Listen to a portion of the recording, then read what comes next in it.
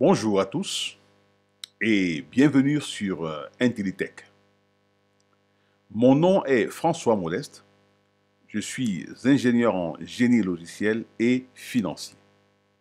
Dans cette vidéo, nous allons apprendre ensemble comment réaliser un chatbot intelligent en nous appuyant sur le modèle de GPT-3 et en utilisant comme langage le PHP. Pour ce laboratoire pratique, nous allons nous appuyer sur les acquis de la vidéo sur la réalisation d'un générateur de tests. Pour ceux qui n'auront pas regardé, qui n'auront pas eu le temps de regarder la vidéo pour la création d'un générateur de tests, je vous suggère tout simplement de regarder les liens dans la description.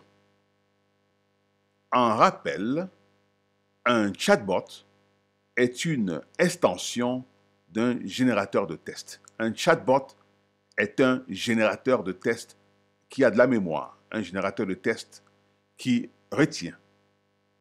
Passons donc au laboratoire. On va commencer par créer un répertoire qu'on va appeler chatbot. Voilà, chatbot. Voilà, notre répertoire chatbot étant créé. Voilà, le répertoire est ouvert. On aurait besoin de créer 3 fichiers. Le fichier index.html,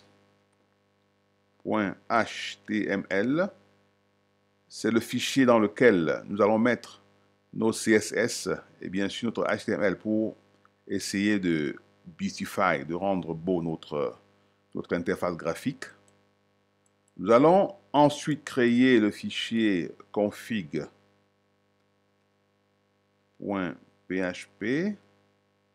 et enfin on va créer le fichier chat.php. Ouvrons donc l'ensemble des fichiers créés dans notre éditeur préféré. Donc, on va ouvrir l'ensemble des fichiers qu'on vient de créer. Là, maintenant, nous avons 3 fichiers. On a un fichier index, un fichier config et un fichier chat.php qui sont pour le moment vides. Alors, comme je l'ai dit à l'introduction de cette vidéo, nous allons nous appuyer sur ce que nous avons déjà fait pendant la réalisation d'un générateur de tests. Donc, on va tout simplement copier ce qui a été fait pendant la réalisation d'un générateur de tests et ensuite on doit modifier pour transformer un générateur de tests en chatbot. Oui, là je commence par le fichier HTML, index.html. Pour ceux qui n'auront pas eu la chance, comme je l'ai dit tantôt, de suivre ou de regarder la vidéo sur la création d'un générateur de tests, donc regardez le lien en description et allez sur la création d'un générateur de tests en utilisant GPT-3 et PHP.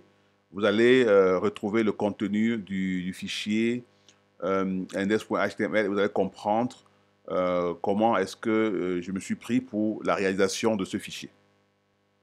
Voilà, notre fichier index.html étant copié, on fera de même pour le fichier config.php.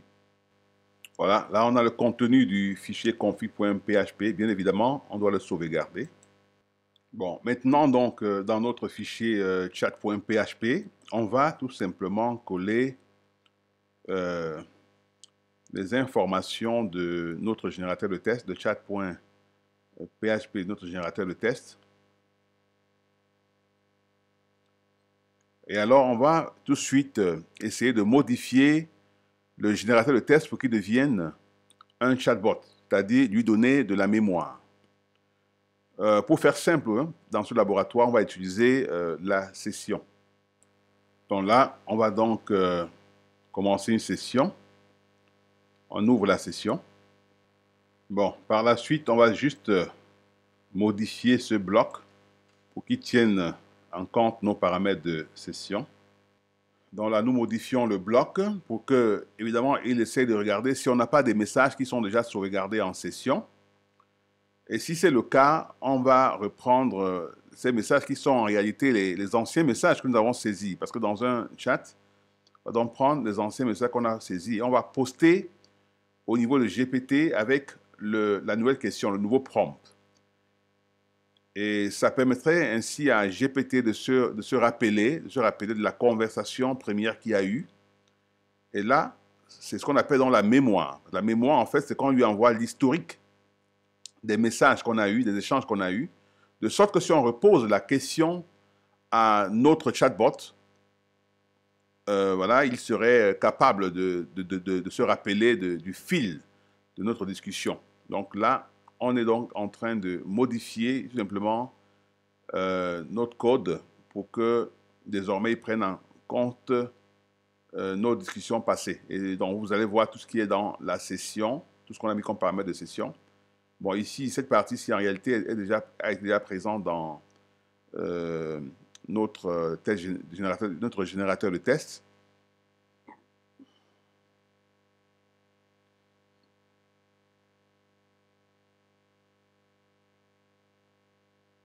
Voilà. Là, nous venons de terminer avec notre chat.php, dont on l'a modifié pour qu'il devienne un chatbot. Comme je vous dis encore, si vous voulez suivre la vidéo dans le détail, hein, étape par étape, je vous suggère de regarder la première partie et la deuxième partie du générateur de test où j'ai essayé d'expliquer chaque ligne de code. On va donc sauvegarder.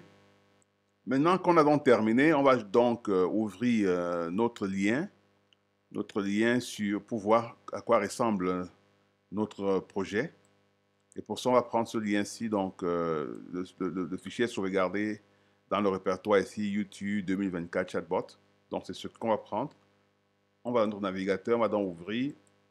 Le voici, donc on met dans le navigateur, on le valide, on le rafraîchit comme vous voyez là. Donc là, vous avez dans le lien du laboratoire qui est gpt.innotech.net, là, YouTube 2024 Chatbot. Donc ici, vous voyez que notre chatbot, là, il est ouvert. Et comme il est ouvert, on peut lui poser une question. Quel est le taux de change entre l'euro et le dollar? On va donc envoyer notre question. Nous avons donc ici la question qui a été posée, on a la réponse. Le taux de change, l'euro et le dollar peut varier en fonction des fluctuations du marché. On repose une deuxième question. Pouvez-vous nous conseiller un bon ouvrage sur l'intelligence artificielle?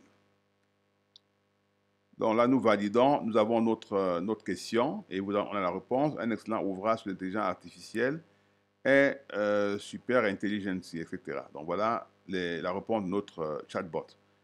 Mais alors, je vais lui reposer d'autres questions maintenant. On a dit tout à l'heure, parce que le problème ici entre le chatbot, pour ceux qui ont regardé la vidéo sur le générateur de test, on se dit, mais quelle est donc la différence entre le chatbot et le générateur de test, puisqu'ils font la même chose. On pose la question et puis on a une réponse. La question qui est un prompt, on a une réponse. Alors, on va donc faire regarder la différence rapidement. On va lui poser notre question. Pouvez-vous me rappeler mes deux dernières questions?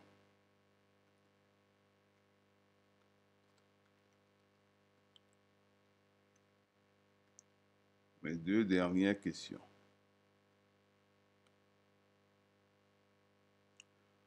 Ah, bien sûr. Voilà, il nous répond. Il dit, bien sûr, vos deux dernières questions étaient sur le taux d'échange entre l'euro et le dollar et sur un bon ouvrage sur l'intelligence artificielle. On peut aussi lui dire, pouvez-vous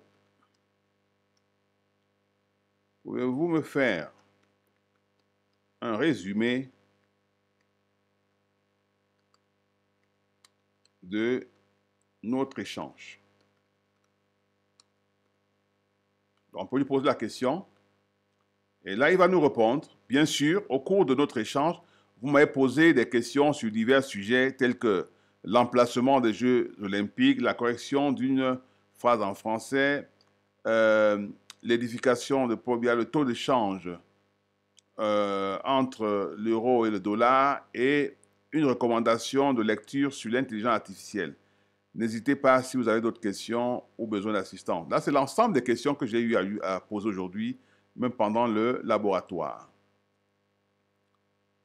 Là, maintenant, on va essayer de faire la même démarche avec un générateur de test. Donc, on va prendre le lien qu'on a créé la dernière fois, notre générateur de test. Vous vous souvenez, c'est le lien gpt.innovtech.net, c'est là YouTube 2024 Text Generator.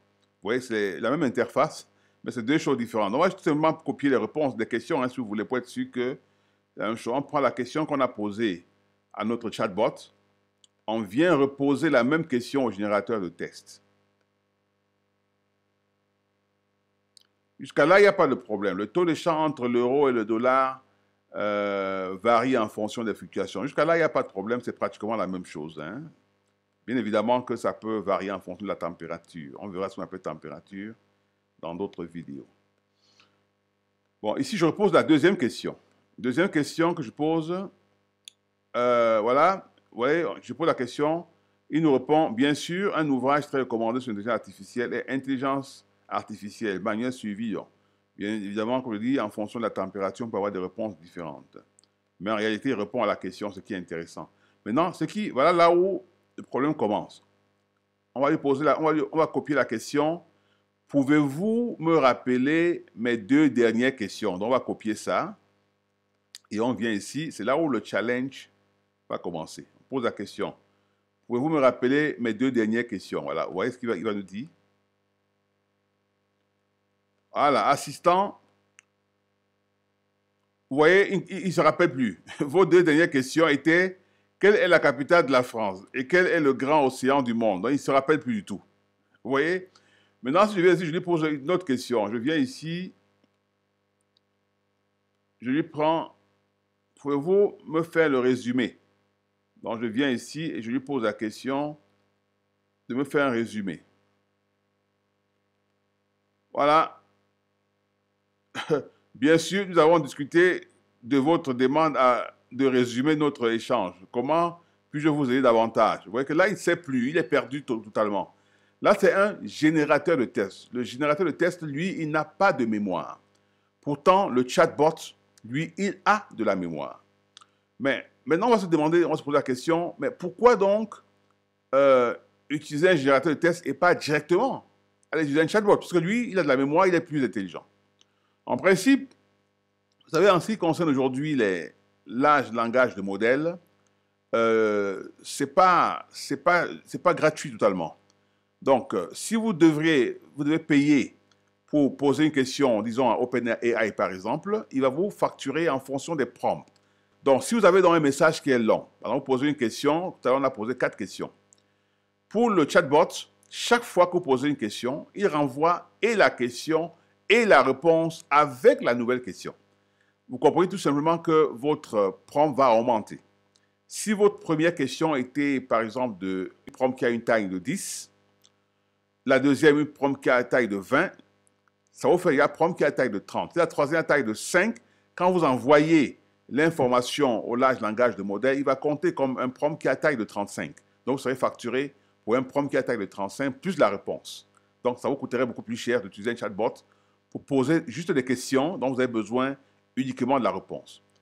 Alors que pour un test générateur, vous avez posé un premier prompt qui est de taille de 10, un deuxième taille de 20, troisième taille de 5, il ne reconnaît que le prompt taille de 5. Donc vous économisez évidemment sur la taille du prompt. Voilà la raison pour laquelle le générateur de test il est important quand vous avez tout simplement à poser une question à l'intelligence artificielle, vous avez besoin de la réponse. Mais le chatbot, lui, il est intéressant quand vous voulez discuter avec le large langage de modèle.